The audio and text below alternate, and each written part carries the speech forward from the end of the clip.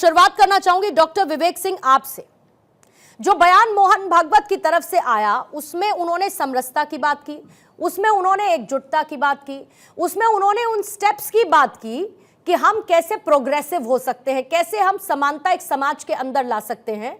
ऐसे में उनके इस बयान से ये हिंदू मुस्लिम वाला एंगल अगर किसी ने निकाला तो कैसे और क्यों निकाला? देखिए पूर्णिमा जी नमस्कार। इसके लिए हमको विस्तृत रूप से जाना पड़ेगा और देखिए हमारे संस्कृत में श्लोक है अयम निजा परोवृत्ति गणना लक्ष्येत्सा पुरा चरितानाम को वस्त्रैव प्रमुखम।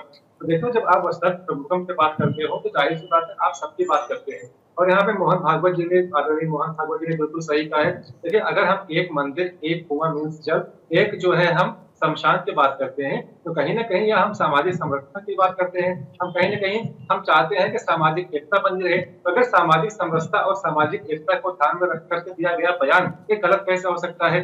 लेकिन देखिए बेहद सकारात्मक विचार है और इस विचार की तो भूरी भूरी प्रशंसा होनी चाहिए। लेकिन देखिए राजनीति में यही तो होता है, क्योंकि देखिए राजनीति आपको करना है तो आपको लेकिन यह समझना पड़ेगा कि अगर आप बिना साझेदारी की बात करेंगे, एक बात जो समाज सभी के भलाई के लिए किया गया है, जहाँ पे हम सामाजिक समरसता की बात करते हैं, हम चाहते हैं कि सब कोई एक जैसे हो।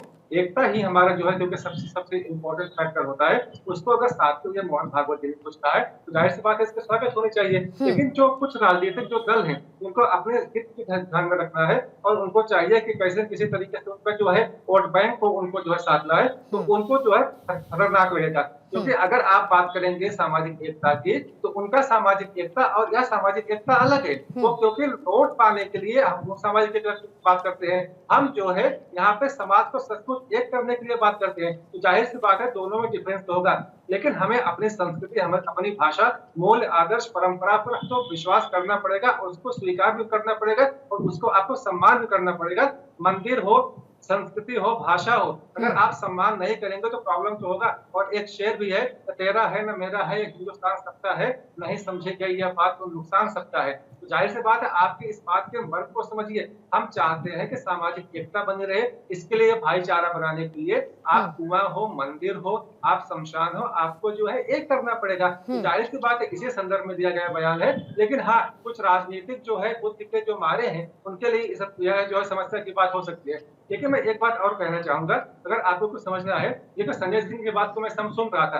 अरे संजय सिंह को तो अभी अपने पार्टी नेतृत्व पे, अपने जो अरविंद केजरीवाल के और अपने पार्टी की नीतियों पे सवाल उठाना चाहिए। आप वेदों को पढ़िए, आप धार्मिक ग्रंथों को पढ़िए, तब आप समग्रता की बात को समझेंगे और फिर आप राजनीतिक रूप से आप जो है टिप्पणी करने के लायक होंगे। मैं 15 सेकंड और दूंगा।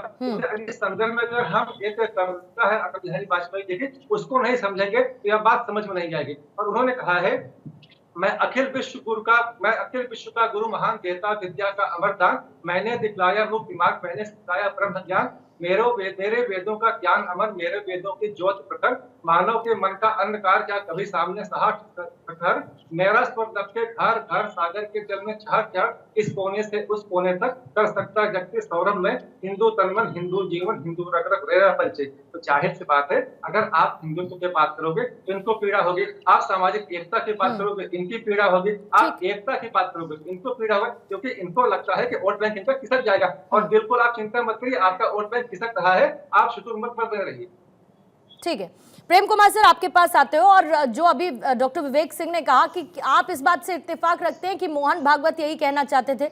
दूसरी तरफ सर मैं ये भी समझना चाहती हूँ कि हमने लगातार देखा और ये कोई अब की बात नहीं है, सनातन विरोधी बयान एक ट्रेंड सा बन चुका है। ये बात सब जानते हैं कि सनातन के विरोध में बात करेंगे, कुछ दिन उसको लेकर चर्चा होगी, फिर सब जानते हैं कि वो ठंडा पड़ जाएगा।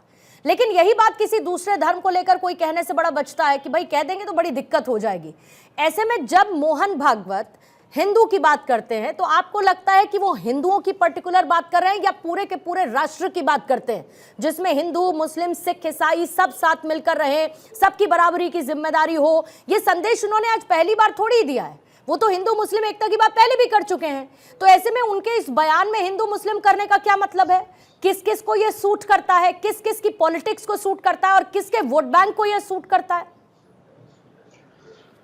देखिए मोहन भागवत जी ने ये बयान कहाँ दिया है? उस असम में दिया है जहां चुनाव होने वाले हैं। जहां जहां चुनाव होने वाले होते हैं वहां मोहन भागवत जी जाते हैं और बयान देते हैं। एक बात, दूसरी बात है कि वो क्या बोलते हैं, वो मंदिर बोलते हैं, श्मशान बोलते हैं। तो इसका मतलब क्या है? क्या मंदिर और श्मशान बोलने के लिए मोहन भागवत आरएसएस में होने चाहिए?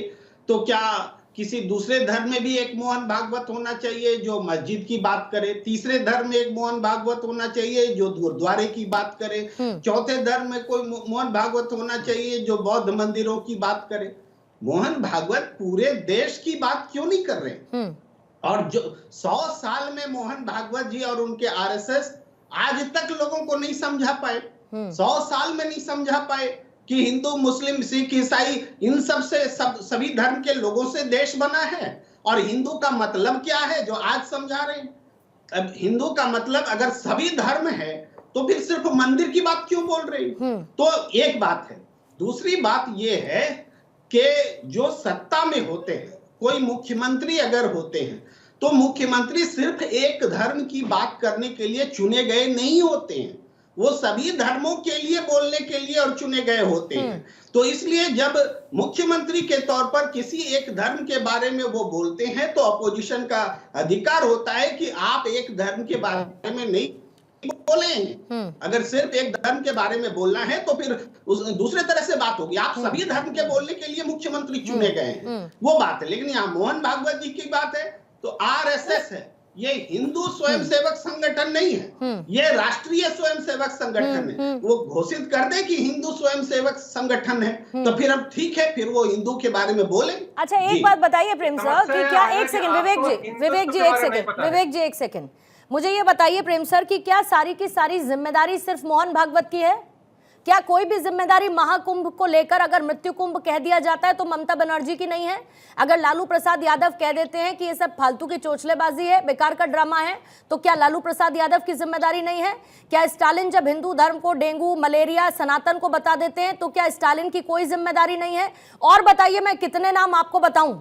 जब हिंदुस्तान में एकता का जिक्र होता है तो सारी की सारी जिम्मेदारी क्या मोहन भागवत की हो जाती है और बाकी सबकी पॉलिटिक्स और उनका वोट बैंक बचा रहना चाहिए? पूर्णिमा जी, जब जिन नेताओं ने जो बयान दिया उस दिन तो हम उसके लिए चर्चा करते ही हैं। लेकिन जैसे ही मोहन भागवत कुछ बोले तो उनके बचाव में ये सारी दलीलें आ जाती। ऐसा क्यों होता है? सुन बोलिए। तो इन लोगों ने जब ये बयान दिया तो उनके बचाने के लिए लोग नहीं खड़े हुए? वो बयान उस दिन चर्चा हुई, उनको सही गलत बोला गया। लेकिन आज मोहन भागवत बोल रहे हैं, हम उनके बयान पे चर्चा नहीं। तो उन्होंने कभी अपने बयानों पर माफी मांगी क्या? उन्होंने कहा कि हमने गलत बोला? उन्होंने कभी भी कहा कि हमने गलत बोला? मोहन भागवत जी पूरे देश के लिए क्यों नहीं बोल रहे हैं? केवल मंदिर के लिए क्यों बोल रहे हैं? केवल हिंदू के लिए क्यों बोल रहे हैं? ठीक है, डॉक्टर विवेक सिंह जवाब देंगे इसका। डॉक्टर विवेक सिंह, देखिए, समस्या यह है ना, समस्या केवल एक है, ये कोई समस्या है ही नहीं। यहाँ समस्या नहीं है। अगर आप समस्या निकालने की कोशिश करेंगे, जाहिर सी बात है हार आपकी ही होनी।